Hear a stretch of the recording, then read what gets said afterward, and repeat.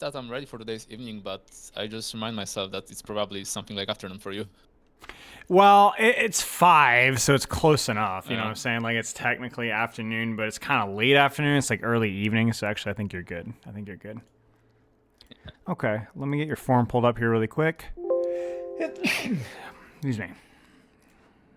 Okay, Bless you. get your form pulled up. I'll have the recording sent to you when we're done, and then if you have any questions, you can message me afterwards if that works for you. So, all right, what got you interested in coaching? So pretty much as I sent you in a message before, Yeah. it's pretty much it's really standard thing that a lot of people are doing it right now. But I'm from Poland, and my country is doing trials, as probably a lot of others. Yep. And because I used to play flex support, but I really, I think I'm not good enough as I was in Overwatch 1. I like transitioned from one Yeah. to the second, to first to the second was really hard for me for Hash, especially Yeah. that got really mad for Kiriko release. It was like Yeah. my pain in the ass, as in on a pretty much one trick. And it just get me, just stole the joy from the game from me. Yeah. So I Yeah. thought that the good, so I'm way past over that, but I thought it's a good idea to actually try something new and without really swapping the role, because technically it's a still support. I'm really interested in learning a main support because Okay. it's not as mechanical demanding in the same way as flex, Yeah. and like the main support market is really dry, so especially in the society of Polish Overwatch. Yeah, I mean, I think it's dry everywhere, to be honest with you, mate. But yeah, that's probably true. Okay, Yeah. so So yeah. go for it. So pretty Continue. much like Continue. wrapping this up. I just wanted to get better at this section of characters that belongs to the main support role. Yeah. And even if I'm not gonna achieve my goal, I'm just gonna like get this satisfaction that I improved on something and Sure. gain confidence. Sure, and I'm gonna be honest with you, I'd have a lot more fun playing Lucio Brigitte than I would Kiriko. You know, like, yeah, yeah. It makes sense. Okay, I've got your form pulled up. Obviously, I'm glad you clarified a lot of your goals. Like, let's see what happens. Like to learn more about the role as a whole, fundamentals, tools necessary to improve, develop a way of thinking.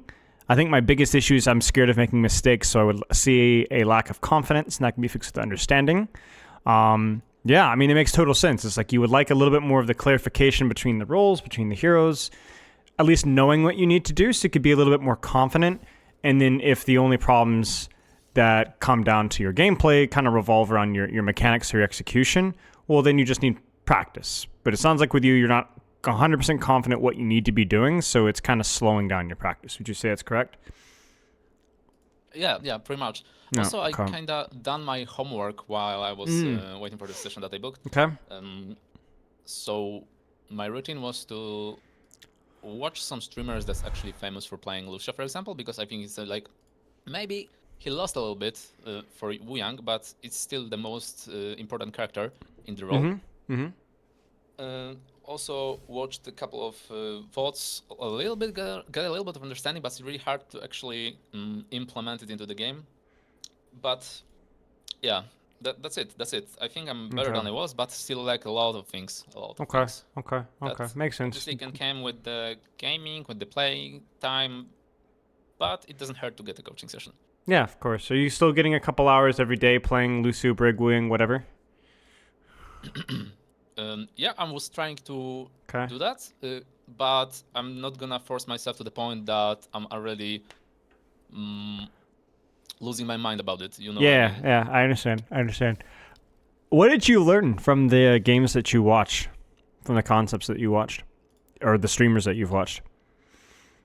So yeah, mostly I was watching FDGod, but it's really like the conclusions I get from his gameplay is like it's really weird situation because he's streaming mostly competitive games and Yeah. he's kind of redditing, like mostly redditing, like baiting people to get attention on him, and he's playing Yes. duo with the DPS character, with the DPS player. So Yeah. it's not really as easy to do those things in ranked because you're solo. Sure. But I could grab a general idea of the gaming from him, like the most important value I can provide as Lucio is just to waste enemy resources on me and find some targets that I Sure. can execute with the pressure from Okay. rest of my team. Okay. Something like that. Yeah. Makes total sense. What's the difference between ranked Lucio and scrimmage Lucio or team Lucio? So I think that when you're playing ranked compared to the scrims, you get a way more freedom. What I mean is that you have to create opportunities because you're not as responsible for other players as in the scrim environment. Makes total sense. Okay. So you have to risk a little bit more to gain a little bit more maybe value. But this comes with the big problem, which is that people are not willing often to contribute to this and to actually use the value that you're making. So it looks like you're feeding, and I'm a little bit tilted about it. Yeah. Because people are mad on me. Why are you there? Why are you there? Like, I mean, guys, the 3 people are paying attention on me. Like, do something. Right. Okay. In Scream, that doesn't matter. In Scream, you just like together and everyone gets their responsibilities and know how to more or less use it. Sure. So there's more communication, easier to kind of collaborate. Yeah, it makes total sense. One other thing that I want to encourage you to put a lot of attention into is I want you to look at composition. So when you're playing Lucio in scrimmages, you think about forcing attention, delaying, disabling enemies, fighting off, whatever. These are things that are kind of thrust upon you because you're playing Lucio versus Brawl tanks, and in historically dive DPS, Tracer, Genji, Reaper, Venture, Vendetta, right? You're playing versus characters that like even dive tanks, or even characters like Ramatra and so on that need to be denied or need to be sped. And then you go into ranked and you're playing with a Widow OTP on Lijiang Tower Control Center and with a Junkrat one trick on the enemy team, and then they have a pocketed pharmacy. Do you understand what I'm saying? And what you've essentially done is you have characters that aren't really going to close the gap with you, and you have total chaos. This isn't just like, when we talk about the difference between scrimmages and ranked, it isn't just, it's the chaos of like ranked as a whole. It's a lot more chaotic and you have less responsibility, and it's like, that's true. But also I can look at, maybe with the exception of like Sigma meta, but even then you're not playing Lucio, right? But if I pull up like Overwatch hero statistics, right, and I look at the number of Overwatch characters, like I can look at it right now in game. I don't see Sigma in scrims, at least not, unless it's a specific poke map, right? Like you're not gonna be playing Lucio versus Sigma. You're not gonna be playing Lucio versus Roadhog like almost ever. Like you look at a character like Ashe, right, or Bastion, probably not really conducive to a Lucio matchup. Freya, Pharah, Junkrat, Hanzo. Widowmaker, okay, Soldier 76, right? Ana, Bap, Zen, right? You understand what I'm saying here? Basically, what I'm asking you to do is I'm asking you, if you don't have somebody that's going to be closing the gap on you, that you can kind of speed and deny and harass and whatever, like that's kind of your job. This is why you see FDGod behave the way that he does. Do you understand what I'm saying? Like, do you understand the difference here? It's not just the ranked is ranked, but also ranked just has an entirely different vision of how the hero genre is played. There's just more heroes played. And so you have to kind of dive them more often than they dive you. You understand? Yeah. So that's going to be your challenge, is like you need to fully understand that it's not about changing your playstyle. It's about understanding what Lucio's job is to either get close or fight close. And a lot of the times when you're playing Lucio versus dive, it's like you have characters that want to even get closer to you than them. So in this weird irony, you become the sniper character in a weird way. Does that make sense? Now, we'll look at this in your code, but it's not really a big difference between ranked and scrims, and you shouldn't have a different play style. It's the same exact thing, and we'll look at that in the codes. Okay? But it's going to be much simpler. That's a little bit shocking news for me, actually. I thought the environment is so different that force you to behave totally differently. Nope, not totally differently whatsoever. Now, you might have different responsibilities when we're talking about like ultimate layering and ult tracking, and when am I going to use my amp and when am I going to use my beat. That becomes a lot more complicated. But the reality is that it becomes more complicated, but it doesn't change. Right? It's the same thing. It's like, what angles do I take? How do I use my ult? How do I use my amp? It's the same decision as in ranked. It's just a more complicated decision. You don't behave differently. You just have to behave better, if that makes sense. Okay. Yeah, of course. Okay. Let's keep going here. Any other questions about Lucio or playtime or practice or anything else? Mm, yeah, maybe like I'm in a situation that I got 2 routines from a warm up before gaming, and that depends if I'm working or not. So if I got a free day, I literally spending it like having 2 gaming sessions for like first like 3 hours with the warm up, which Yes. include Faksta and maybe some little quick vote review. Okay. And the second session is strictly gaming, like another 3 hours straight, which concludes to, I don't know, something about 7 hours in total per day. I know that's a lot. Maybe I'm overdoing it, but I have to use the time available. And my second routine when I'm working, which looks like Yes. I'm going to work. Then in work, if I get a free time, I can do my job and then use some time to watch some streamers and reviews, yada yada yada yada. Actively think about things, maybe make some notes. Okay. And then come back home, play a little bit for 2-3 hours, and then go to sleep. Like, does this make any sense in the terms Yes. of improvement? It does. I mean, even the fact that you've put some time and thought into it is a good sign. Could it be improved upon? Maybe. What rank are you at right now with support? Currently, it's pretty low because GM5, GM4, but I haven't been higher in the past seasons because I didn't get I wasn't motivated. Okay. I would say then you're probably playing. You could probably cut down your play time on non-work days because I don't think like you need to be grinding more than like let's say 4 hours a day probably on your non-work days. So if you want to play more than that, that's fine. But I wouldn't be grinding or training if that makes sense. I would just be playing for fun or doing something else. And then on your work days, it sounds okay. What I would do is on your work days, it's probably more important. I mean, if you want to watch streamers for fun or pick up some tips, that's fine. But it might be better to look at your own VODs, even if just for 15 minutes, if you have the capability of doing that. I don't know if you may not have Overwatch on your computer, but even if you like to record a couple of games, upload it unlisted to YouTube, and watch those the next day, that would probably be better. But yeah, if you get like an hour and a half, 2 hours on your work days, that's fine. Like that's not a problem at all. That perfectly makes sense because I can play on PC in my home, Yeah. but actually just take codes, install Overwatch on the laptop, and just and just watch a couple of things. And when you're VOD reviewing, I would highly recommend looking at games where you weren't really sure what you needed to do. Or if you're going to look at like just an average game, like we just really fixate on a specific facet, like look at your beats, look at your amps, or look at your positioning, or look at your mechanics and try to take some notes. Don't just watch a gameplay, take notes. Like pretend you're watching a streamer and be like, that was good. Okay, no, that was bad. Okay, and try to like critique yourself and think about things that you're doing well and things that you're not doing well. I mean, it's like what we're going to do here, but I think the difference between you and me with VOD review is that you will probably do just as good of a job as I am if you're thinking about one thing, but you will not do as good of a job as I am when we're thinking about many things because you don't have the hours that I have of VOD reviewing. So keeping that in mind, make sure that you only pick one ingredient before you to focus on, right? That will simplify your processes, if that makes sense. Yeah, of course. I think that splitting your attention to pay to the particular one it thing, does. It's really easy, and it makes you actually learn how to learn about self-improving even faster. Correct. So yeah, it's a Correct. really good thing. So you VOD review like you play, right? You should go in with a specific goal or purpose, and so then therefore you VOD review, and you're kind of doing the same thing. Now you might work on your positioning and then VOD review your amps in that game to see how your amps are when you're not thinking about them. That's fine, but you should definitely one thing at a time there from that front. Okay. Any other questions? These are so far very good. I don't think not really.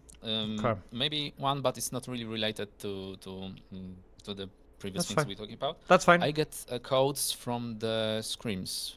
Yes. Obviously, I got the permission of both teams to actually publish it. Okay. Is that okay? Of course. Yeah.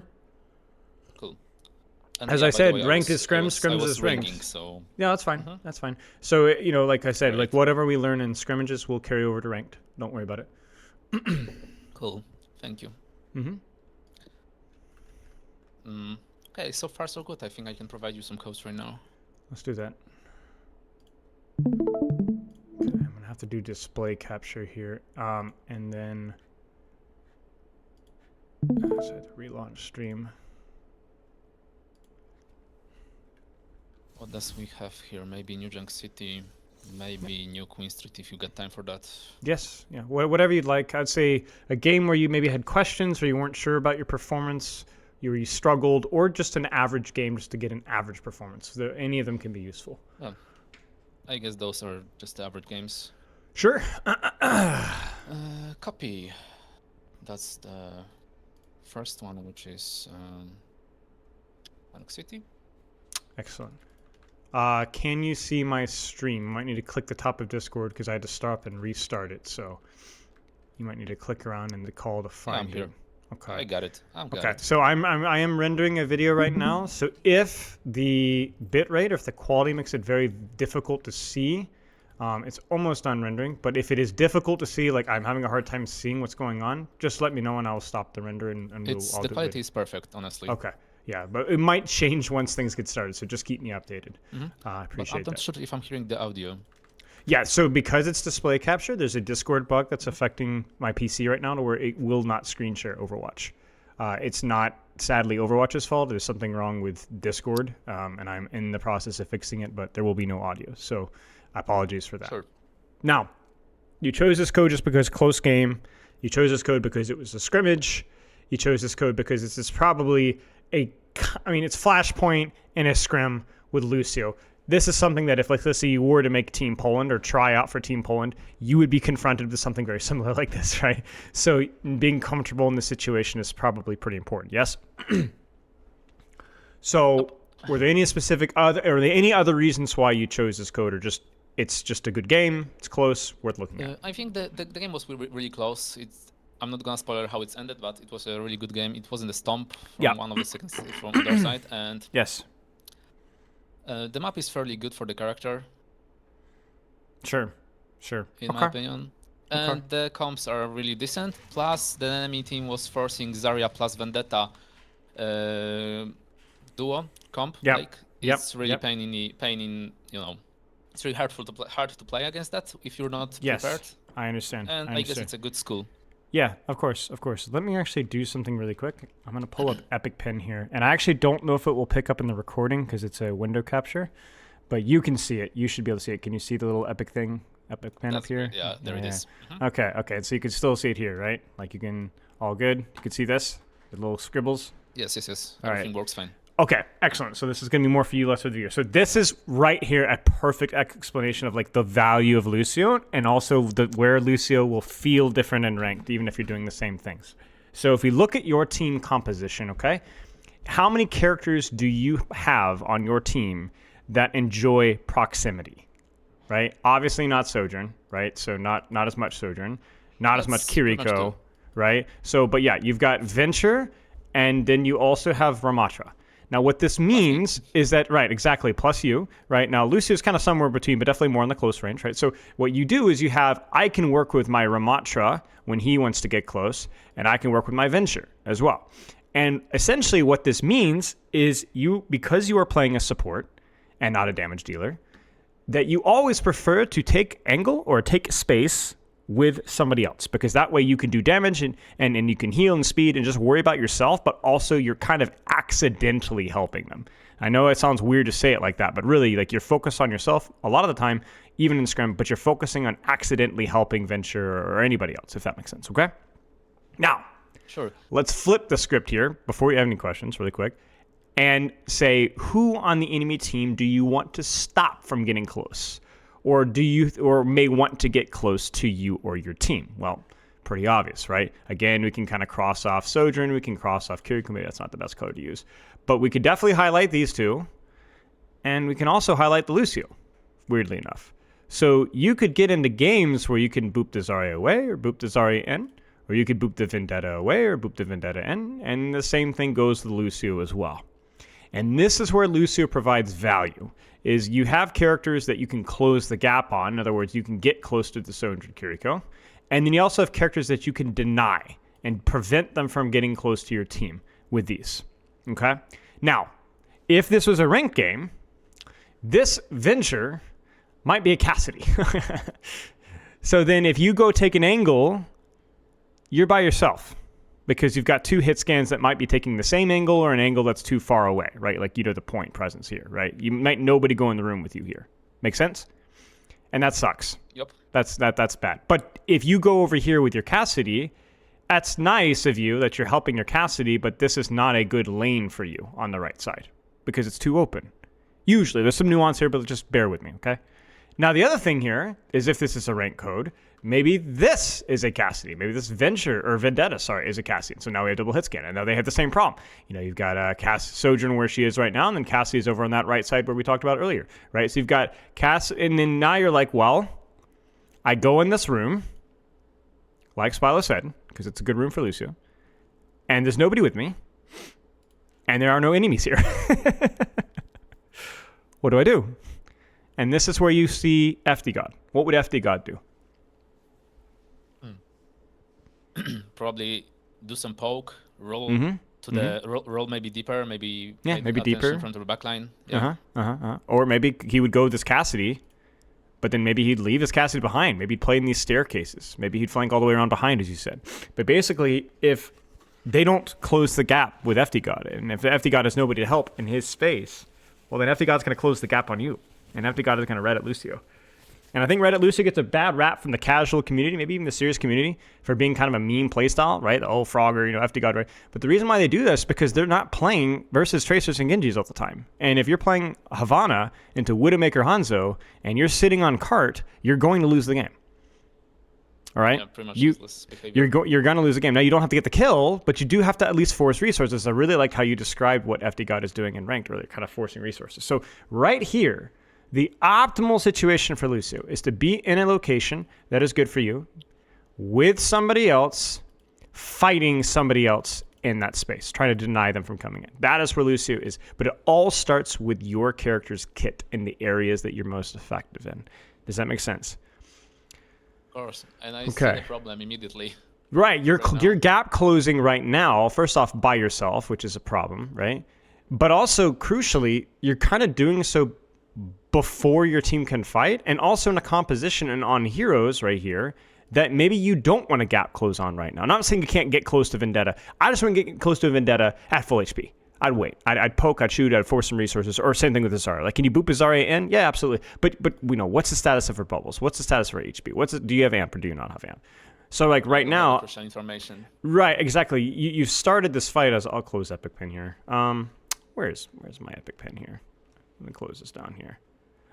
Basically, you've closed the gap here without knowing anything, and to do so by yourself. And this is what I like to call true Reddit Lucio in a bad way, in an insulting manner, where you've gap closed here. Well, actually, this isn't too shabby. I expected you to be more here, but you need to be a little bit more patient. And then crucially, when you do take an angle, which you have, this is good, your first attention, one of the rules of Overwatch, not just Lucio, is to turn your attention to, is there anybody else that might be fighting you for my space? First. Right? Oh, that's a really good question. Right. And this is not just a Vendetta thing. This is Cassidy, Tracer, Widow, Hanzo, the enemy Lucio. Literally anybody could be here. Right? And you're looking here, which you're ineffective at, and you're missing here, which you are effective at. Like, let's put it this way. The difference between Lucio and Vendetta is that if you deny Vendetta, it's not a one-for-one trade. Because you are also supporting your team through your aura while taking away the Vendetta. So you will always, like, that's the reason why support is strong, is if it's a one-for-one, like you're dueling the DPS and you're not getting major resources forced, you're still supporting your team and she's doing nothing. Does that make sense? Like, it's not, she can't force your amp and be like, oh, that was good if that also forced her resources. It's not good because you're still getting value to your team. So here, the problem here is exactly what just showed up on our top right. You're like, well, I didn't see her. You should have been looking. You should have been looking. This is your responsibility because this is where you were. That's why it's important. Does that make sense? Okay. Of course. One of the biggest things that a lot of like team and ranked Lucios get caught up in is they see certain heroes and they see certain situations and they feel like it's my job to do that, but that's not your job. Your job is wherever your space is, and then to do that job as best as you can. I kind of wonder if I had information about her being there, if I paid attention to her, what I could possibly do to prevent her from taking this space, because like it's bubbled Vendetta. It's still really hard to control. In theory, but it's not bubbled Vendetta. Oh yeah, true. You see it? Now you're like, well, it will be sometimes, right? But when she's bubbled, your teammates will have an easier time seeing that threat. The problem here was the element of surprise. If you had even pinged this Vendetta and booped her, it would have been fine. So either she's going to be bubbled, in which case you can't do a lot very early, but your team will see it, or she will not be bubbled, in which case you can easily deny this. Even just information alone is useful here, right? Even just information alone is useful here. Keep that in mind. Okay. It's a good question, right? Like, obviously, against a bubble Vendetta, maybe you can deny her setup a little bit or make it inconvenient. Maybe you could speed your team. Like, that's a big one, too, right? Speed into a Vendetta overhead is very good because it makes it a lot more erratic, much more easy to miss. And then also after the bubble, you can provide pressure. But yeah, if you can't do anything in that instance of a bubble Vendetta, that's okay. It's not your job. You do what you can do, and then you don't worry about it. Okay, what's up? Yeah, no worries. Obviously here, we're just waiting, we're regrouping. This is fine. Speed forward left side. Speed forward left side. And then this is kind of what we want to see, right? We look at that and we're like, okay, we're here. Should I go 1v1 Lucio, 2v1 here? This would be scary, but would be extremely valuable if you could do it. Or should I move towards my venture and contest this angle here? And the answer is both, because both are good spaces for you, right? One is very risky, but very high reward. One is very not risky, but very low reward. So your choice. Does that make sense? Yeah, you just have to... If something works, then it works. Like, it's correct. My responsibility to That find is correct. the yes, value for me. That is correct. And the reason why it is your responsibility is because this is good space for you, and this is also good space for you. It would be awkward, but you could definitely hold this choke and deny this, and you knew it was there. That's why it's your responsibility. I like this. This is very nice. Migrating off to here, amping speed. What is your responsibility now? Well, just disrupt this, boop this, whatever you like. Yeah, that's fine. Maybe kite, yeah. Yeah. And then you fall back to cover. Along the way, you catch Vendetta. Yeah, this is all good. And then you go, well, I'm going to go help my Sojourn. Help her around. But you notice the awkwardness about this, right? So it's like, I appreciate you helping Sojourn, but there's a legitimate question right now of who's the more important person to help, and then why.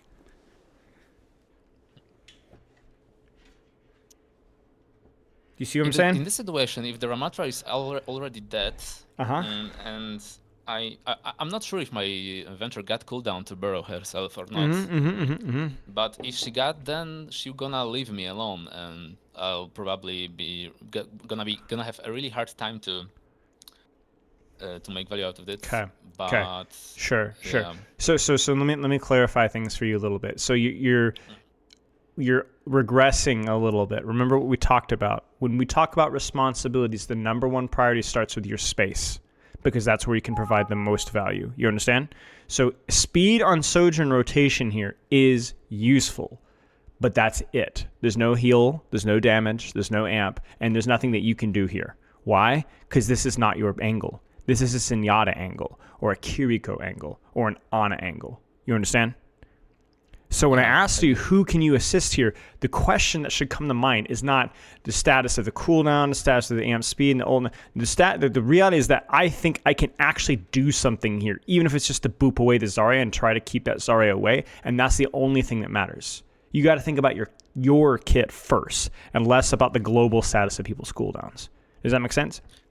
So yeah, because I chose to go with the Sojourn, actually correct. We could cleanse them from the both sides with Venture, but in this case, Venture is dead.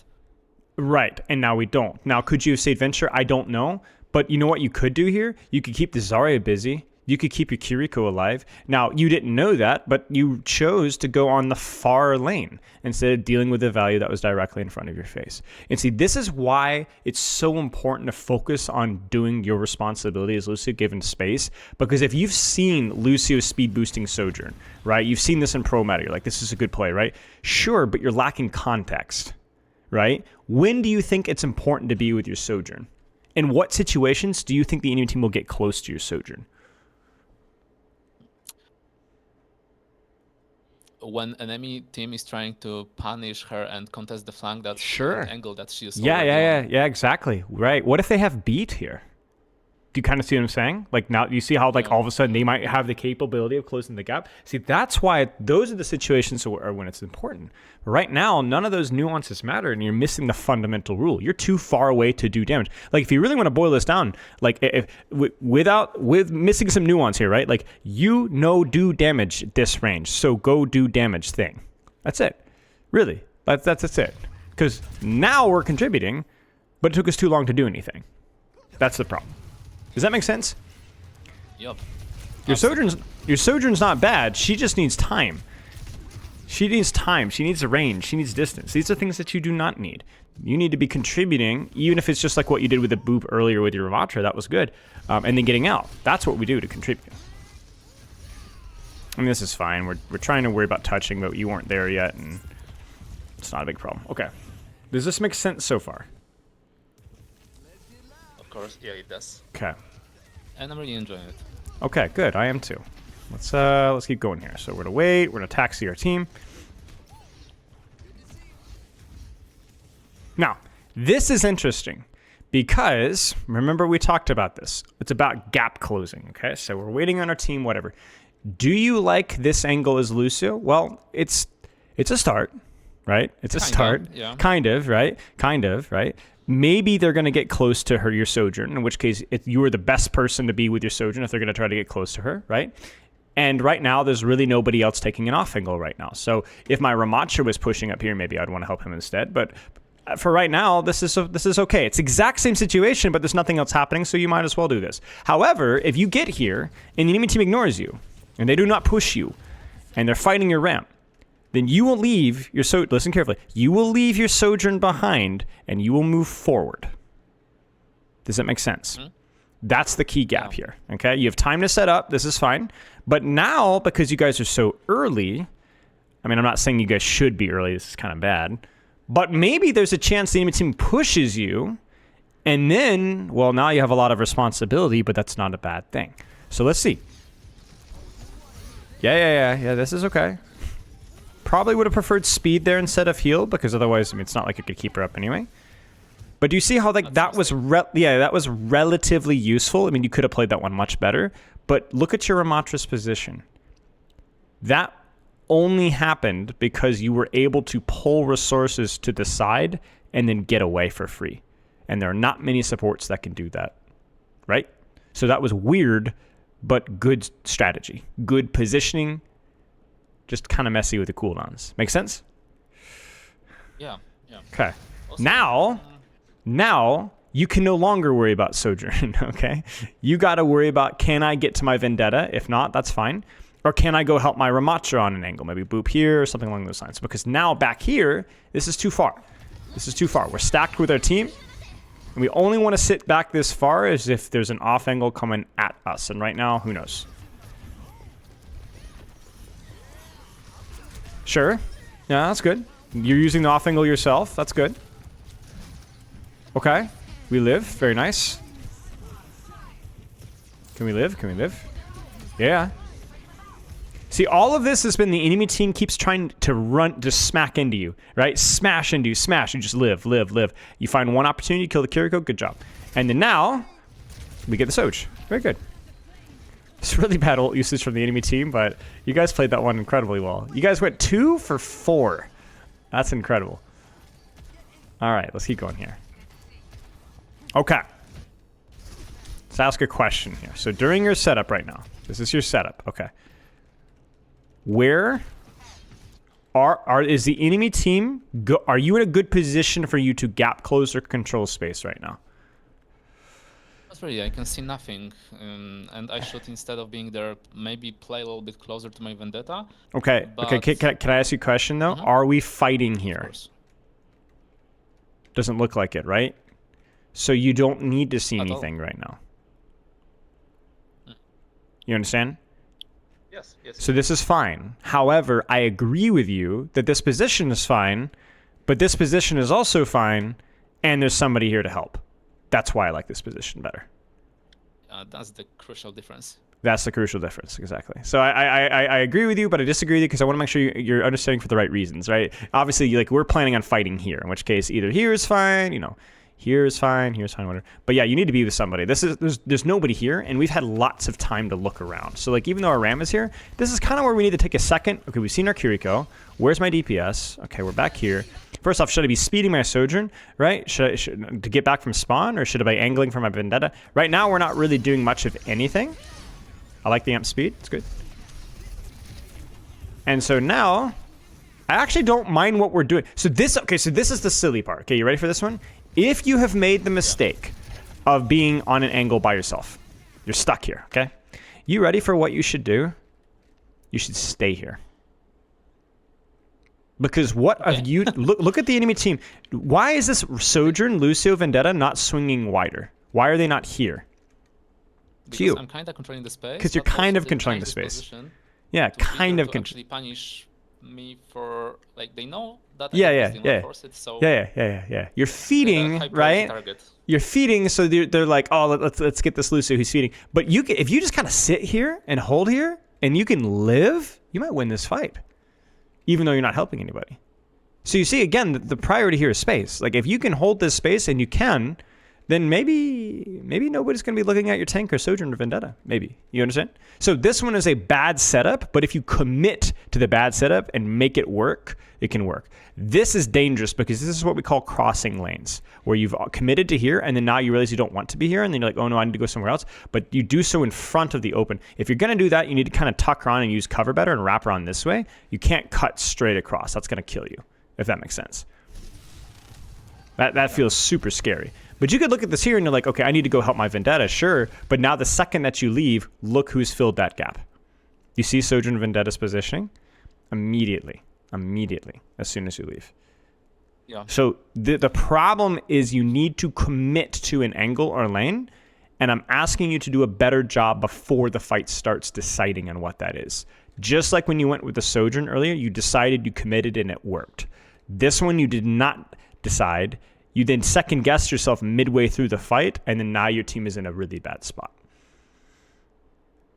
Yeah, because like the key thing that I got in my mind is that I want to somehow edge the enemy teams to come closer to punish my tank for a little bit, and then just swap the fight with the beats. But why should I do that if we can just straightly win without using ultimates? Well, let me be honest with you. You can do that here.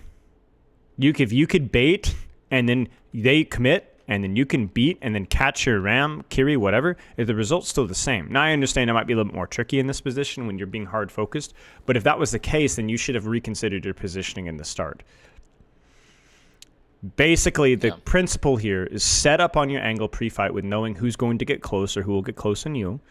Good space for you, okay? And then commit as much as you can. Only change lanes or angles when there's a really good reason to. Otherwise, just see what happens. Because these are one of those fights where you're going to have a beat advantage, and you're somehow going to lose the fight and not know how. It's because you screwed up your setup. You screwed up your staging. This amp is good. This beat is good. Obviously, the perk choice is pretty obvious with Lucio and the team environment especially. I actually like this perk even in ranked. I think it's really good. So, nice job. Good work. Let's go to the next fight. We might just cap off of this, and we do. Let's skip around until we see something that resembles a little bit more. Yeah, so this is kind of a good example right here. Like, you have committed on going with your Vendetta, and so you commit with your Vendetta, and so now everybody's focusing you down, so you just need to live, right? If you just live here, your team will be okay. Because you're equipped to that. You're for Dead by Daylight. Yeah, exactly. See, this is your problem here, right? Like, you want to go back to, well, maybe you should just try to live. Maybe you can live this attention, right? Like, I don't think you can help your Vendetta there, but yeah, just something to consider. This is that FDGod mindset, right? Like, where the way he's playing ranked is a good mindset to have. Okay. What is good space for? Yeah, go ahead. Yeah, just want to say and confirm to your previous words, because the longer I live, the longer I pay attention. They pay attention to me. The longer time it's gonna take them to actually rotate in the correct place. Correct. Now this one's interesting because you're going with the entirety of your team, which is interesting. It's not bad. Now I will say that this angle feels really bad for Lucio. This feels really bad. Now you can go here with your Vendetta. That would not be bad, and maybe that's something to consider if you don't have ult fights. But this is okay because you see how there's no other really good angle for you. So at least this small room's okay. Yeah, I understand. The point is a little bit tricky. It is. It is an ugly point. But as soon as you get the opportunity to get out of this choke, like right now, for example, right? You boop this Vendetta, and then now you need to help your Vendetta on this angle here, right? That's or you boop this Vendetta, and then you go help your Ramatra kill the Zarya. You need to make a choice. Because either of these, literally just this little clunky thing here, whatever this is, like toxin poison tanker, this alone is what you need, right? This is what you need to play Lucio. You need something like that. And so the problem with what you're doing right now, it's not that your target priority is bad, it's that your positioning is bad. Do you see why? Pretty much open. You're in the open, right? Exactly. It's not the aggression that's bad. It's the direction the aggression is putting you in. It's here. It's not here. I would rather 10 times be here or 10 times be here. Even though that's a tank, even though that's Vendetta, it's because of the positioning. So you should die here. Right. You see it? Just a disaster. Make sense? You might still die here. Oh gosh. Yeah, and you do. Yeah, and you do die here. Yeah. So it's positioning. Yeah. It really. Okay, the biggest thing, if I could sum it up in one thing, it is positioning based responsibility. That's your job. My mistake here, when it comes to the thinking process, was that I saw two supports stacked on each other, so I just got an idea. Maybe I can boop them off and distract them for a little bit, so we can secure the kill on Zarya. Yeah. Dropped on the second side. Yeah. So let's look at that then. If this is the play that you want to go for, then this needs to be a boop, and then that momentum needs to carry you to cover, or to a position that is more friendly with Lucio. So then, let's look at your aura, which we've not talked about, which complements that.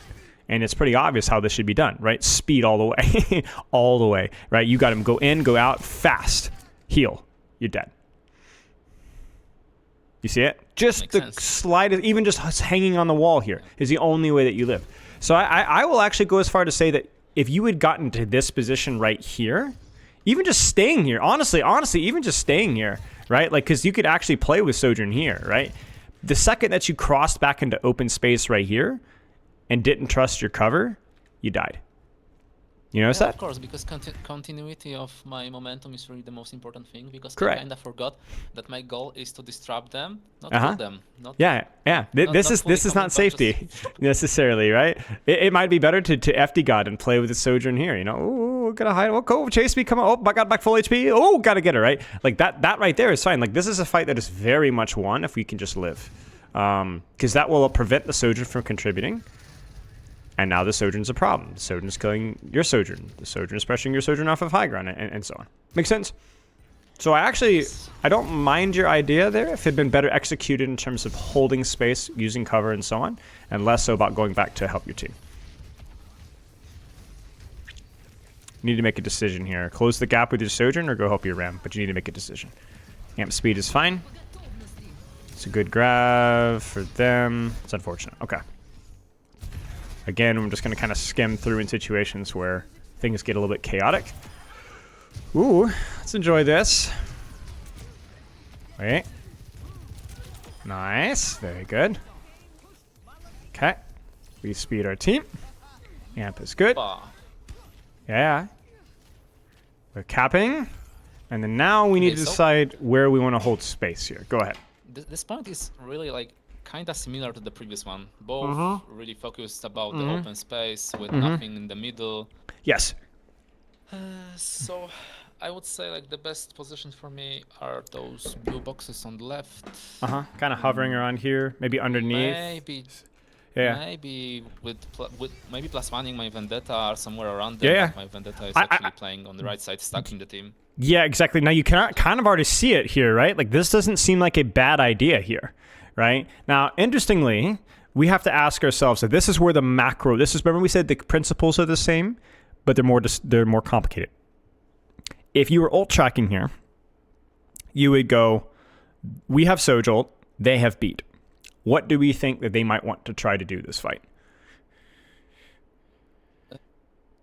So my idea for this fight would be start with overclock, bait the beat, disengage with amp, and then... Yes, but how do you disengage with amp, right? With where you've positioned here.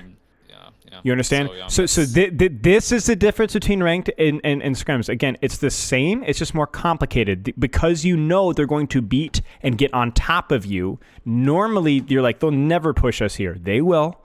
They might as well have, this might as well be Wrecking Ball.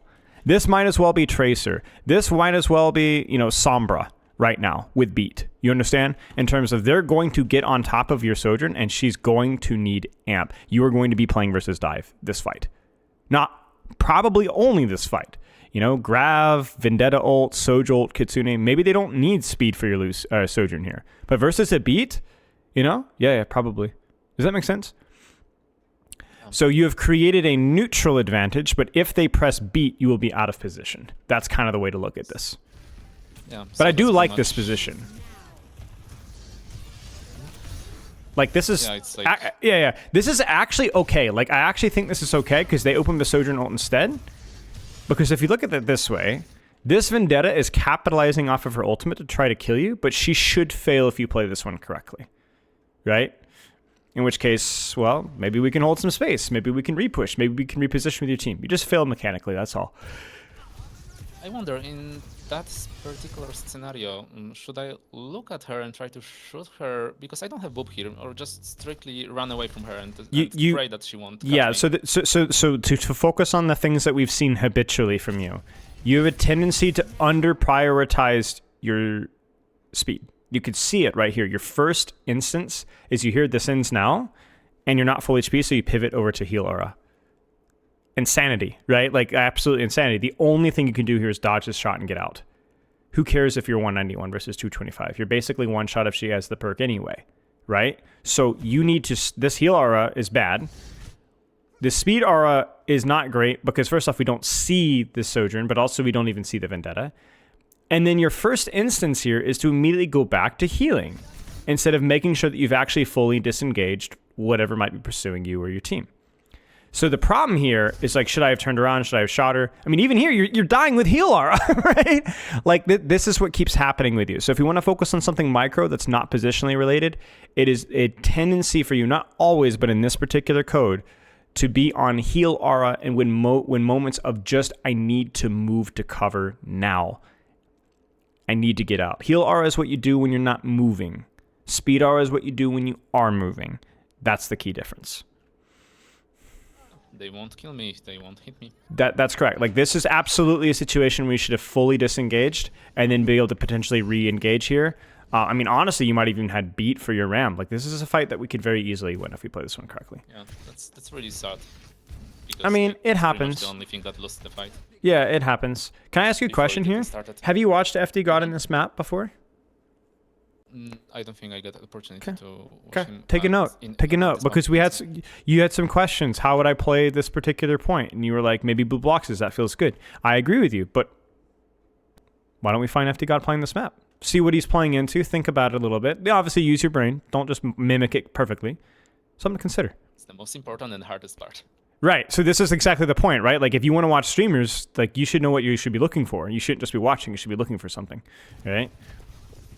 Like when my viewers watch my gameplay, they're looking for what not to do on Wrecking Ball.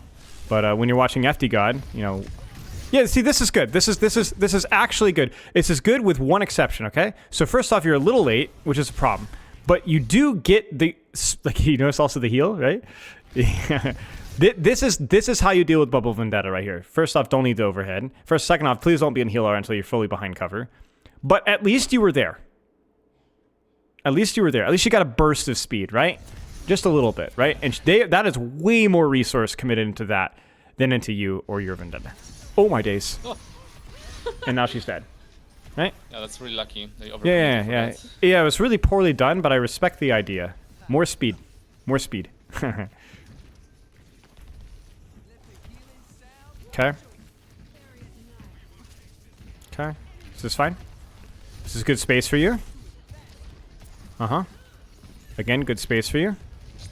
We still have to consider, like, the whole beat engage push, but you're actually still on the lane with your Soj, so you should be okay. I would be amping speed this. So if I see Vendetta come flying in, or honestly, even if I just simply hear Soj ult, that means amp speed. Just something to consider. especially with this perk, right? Because you're going to have amp, and then you're going to have amp, and then you're going to have amp again, right? Just keep that in mind. And then now, I like what we're doing here, helping the Vendetta. It's really good. And just now, all we need to do now is commit. So this is like, you've done an okay job right now. But like once we've identified a job or responsibility, aka helping my Vendetta, now this is our job. Next target. Yeah. Next target, next thing that you can close the gap. You're too busy like, oh, I got to deal with this. No, if you're here and there's a problem over here, it's not your problem. This is your problem, right here. This is your problem. Why? Because you've already decided to help Vendetta. Yeah. I mean, but can I be honest? It doesn't matter about your Soch. I'm not saying it doesn't matter at all. I'm saying that like there's too many things going on right now. We need simplicity, not details. The simplicity is that you've decided to help your Vendetta. Now we need to keep going with that project, with whatever's next. Even if it's the Lucio or the Kiriko or it doesn't matter. What's next? Because right now we're not doing much of anything. So this is how my Vendetta gets traded, right? That's the problem. Make sense? So next step, next problem. Whatever's close to you. Yeah. This is very good. Nice job. Okay. Just like right now, you're not thinking about the Vendetta as much, well, partly, but you aren't thinking exclusively about Vendetta so much as you're thinking about helping your Ramacha because you like the space and so you're stuck here. So if something flanks you all the way around behind, it's not really your responsibility to deal with it. Sure. Yeah, unfortunate. Yeah. It's unfortunate. Yeah, we were so focused on. I was so focused on one flanker that is gonna contest the point. I forget about what. Well, okay. So there's two problems here. Okay, so this is like perfect because you were focused on the flanker, and then you weren't. Oh yeah.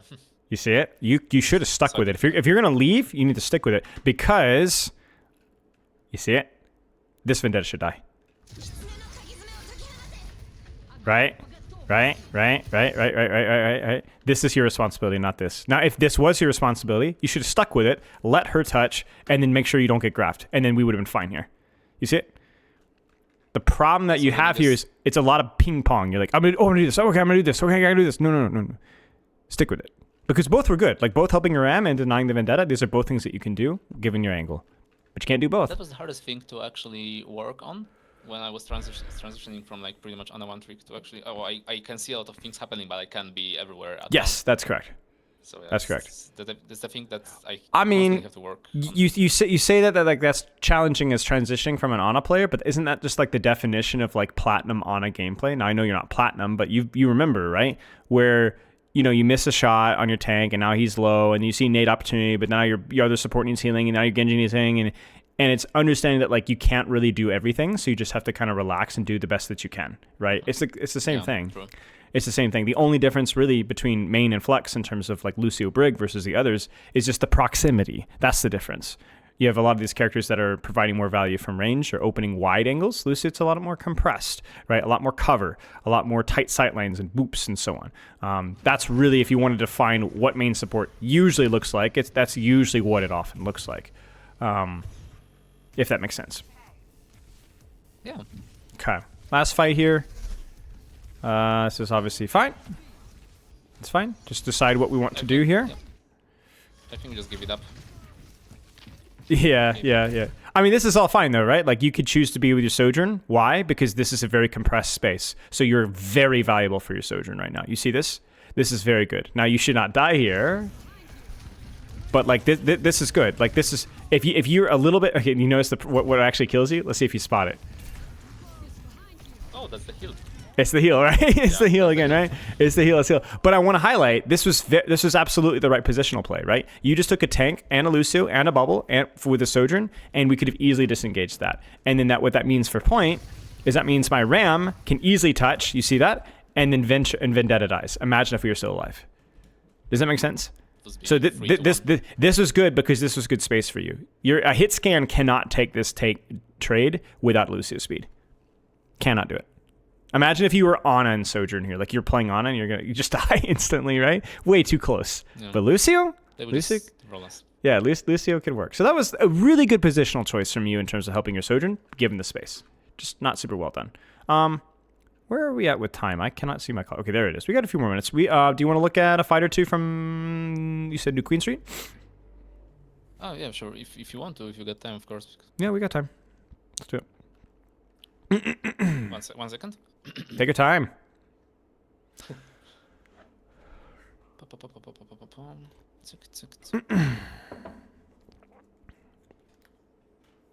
There it is. So I think, for the most part, we're not going to worry as much about your beats and amps because I think most of them were fairly reasonable. I want to put more attention on the heal aura when you're actively needing to reposition and keep yourself alive, even when you're pushing aggressively.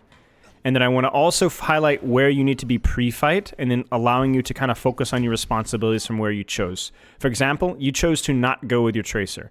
I probably would have gone with my Tracer just because I really, really like this space and I really like the kind of spaces that Tracer plays. We complement each other a lot. We both like the same kind of space. But I don't mind you being here if we get the opportunity to push forward, because if I can get to this angle here, I'm really, really good. I can do a lot of damage, I can do a lot of healing, I can do a lot of booping, this is good. So I'm going to win the tank trade here.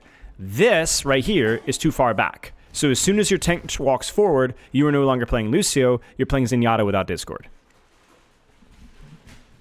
Sure. Right? Yeah, I agree that going with the Tracer would be much better in this scenario. Unfortunately, the first fight, it's really something I'm not really proud of.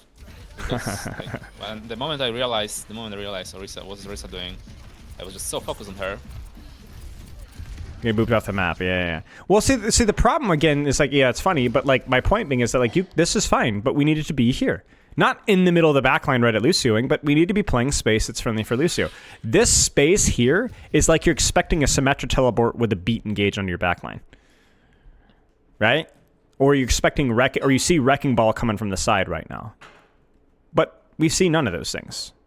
Does that make sense? So this is why this is so bad. If they're not going to gap close on you, you need to gap close on them. Not inting, but being here. Does that make sense? Of course, maybe it was something like that. I was kind of scared to take position because like that was the first fight. I wasn't sure what they're playing, what they're doing. Sure. It's a mistake. Sure, it happens. No matter what. Yeah, it happens. But I mean, this is a mistake, but also at the same time, like you did do a lot of damage there, and your Sigma got a lot out of that. Like Orisa does die. Like we almost can win this fight off of. I mean, you contributed enough. Just next time, don't get booped off the map. You know. Okay, what are we gonna do? Okay, yeah. Let's watch a little bit here. Sure, we can help our Soj, but we help our. Yeah. See. Okay, so now this is interesting.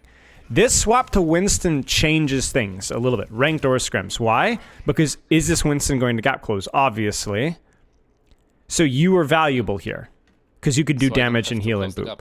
Correct. You don't have to close the gap because the gap will close. Now, interestingly, once he's done this is not what you want to be. You need to be continually break bubble and then maybe even move forward. Because now, like, you see how much space that we've given up here when he's no longer a threat? You notice that? When I should actually kind of close him and prevent him. Almost a little bit, right? Almost a little bit. At least get up to here, right? Start to play games. Maybe get to here, you know? And then walk forward from here. Because then now, once he doesn't have bubble and he's not interested in closing gap on us, we need to be closing gap on him. This is our window of opportunity, right? That's our window right there. So you denied his engage with a little bit of speed, a little bit of healing. Okay. Now, do something. Because he has created space to isolate your Sigma. This is good. And now, this is where it gets fun, okay? You have gone in, messed up your peel, and now you're no longer with your Sojourn, correct? So your Sojourn should die to Winston, correct? Well, maybe. Yeah. Because what does the Winston worry about instead? Protecting the Lucio that you almost killed. Huh? So if you see the opportunity to do offensive pressure, to gap close first, and do a lot of damage, you might not need to worry about peeling for your Sojourn, because the Winston's not going to have any sort of follow-up, no sort of threat. One Winston dive is not going to kill your team. It's the follow-up. So if you're in a better position to trade backlines with your Sigma than you are to peel your Sojourn, then do that instead. Make sense? Of course, yeah, pretty much. That's the really old rule of Overwatch. You just kill them or you're just being killed. So yeah. And play aggro. Right, correct. And the how to make that decision is exclusively based off of where were you positioned before the fight started. Right? So then you just do that. Now if you're like, well then where should I have been positioned before the fight started? Well, then that gets complicated, right? But for really, it's the similar principle. So like right now, we know that there's no reason for Winston to get to your Sojourn, right? He's got a terrible position. But then now maybe he'll close the gap on my Sojourn. So I'm amping speed, sure. And then now I should gap close on them. But I shouldn't just gap close by diving in the middle of the open. I should look for good space for Lucio. Where's good space for Lucio on your screen right now? I would say bottom right. That was correct. Yes, this is correct. Yes, so this is correct. So then your responsibility is not Winston at all. It's now Genji because he is the one that is here. So our attention is continually on Winston, even when Winston's no longer a threat. And now we're not controlling good space for us anymore. This should have been our responsibility. And in fact, we would have forgotten about our Sojourn entirely because who would have been helping instead? Vendetta. Now you trade backlines with Vendetta. Because that's just the positional rotation that felt natural. Even you recognize that. Does that make sense? Yeah, for some reason I was really focused, like the whole block about plus mining the Vendetta. Yes. The Sojourn. Yes, because it's simple. It simplifies things. Forgot about them. Right. It makes it easy when you're like, I only have to peel to Winston. I don't have to do anything else. But that's lazy, right? Like that's a lazy way of thinking. Instead, you should be thinking about, is there anyone get close? Okay, nobody. Then I'm gonna close the gap. Now where? Now where? Where's my next position? Where's my next position? Where's my next position? Rotating and so on. That's where Lucio gets difficult. Excuse me. But it's not complicated. It's just difficult to understand. Make sense? Yeah. It's the same principle. Pretty much, yes. Okay. Mm-hmm. Do you have any questions? For now, I guess it's everything pretty much. That's okay. I could ask some questions, but like there was a lot of information. I have to probably rewatch this if we're gonna have a video or something, and then maybe I can just fill some form and ask you after everything, if that's okay. Yeah, so yeah, that would be my recommendation, is to take some time, process it, think about it, practice it a little bit, try it out, watch it back, then message me with any questions you have. Right? Yeah. Big, simple way of looking at it. Control space that is good for Lucio first. Usually closer space with cover, okay? And then, as a separate practice point on different games where you get tired of working on your positioning, am I heal RRing during transitions too much? Should I be in speed when I'm moving, engaging, disengaging behind cover? Make sense?